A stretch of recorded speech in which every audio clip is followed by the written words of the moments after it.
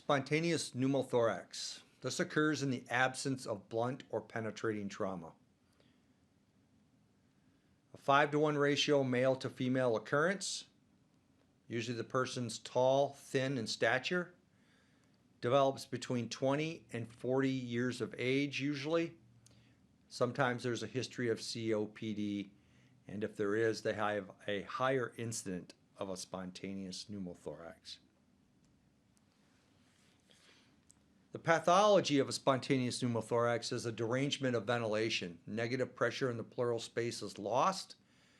It prevents expansion of the lung, and a 15 to 20% collapse is usually well tolerated unless the patient has an underlying medical condition. During your assessment, the patient may complain of a sudden onset of pleuritic chest pain or shoulder pain. Coughing or lifting may precipitate the chest pain. They may have subcutaneous emphysema. You can check in the area of the upper shoulders and neck for that. Tachypnea, diaphoresis, and pallor skin. There may be decreased breath sounds, but that might be hard to detect if it's a small spontaneous pneumothorax. Supplemental O2 therapy is indicated for these patients using a pulse oximeter to monitor that.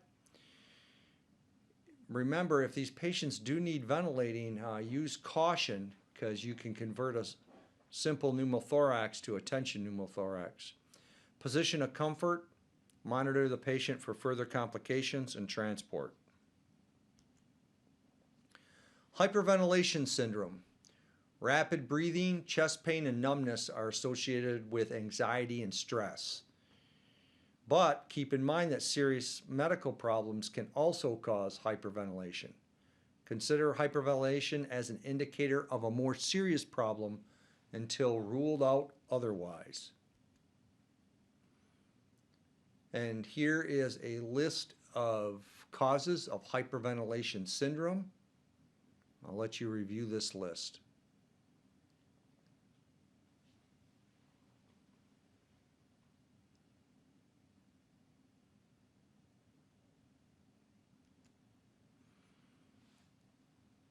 This occurs in anxious patients usually. Excess elimination of CO2 is causing respiratory alkalosis. So they're blowing off too much CO2. This produces hypocalcemia, which causes cramping of the hands and feet, otherwise known as carpal pedal spasms. During your assessment, it'll be up to the EMS professional to get a good history. Maybe the patient has a history of anxiety disorders, nervousness, dizziness, chest pain, numbness, and tingling around the mouth, hands, and feet can be noted, and spasms in the fingers and feet can also be noted. Reassure the patient. Check O2 saturations. Coach the patient. Verbally coach them to talk their respiratory rate down, and many times if it's true hyperventilation syndrome, it will fix itself. Exclude other conditions that might cause hyperventilation also from the list I presented to you earlier.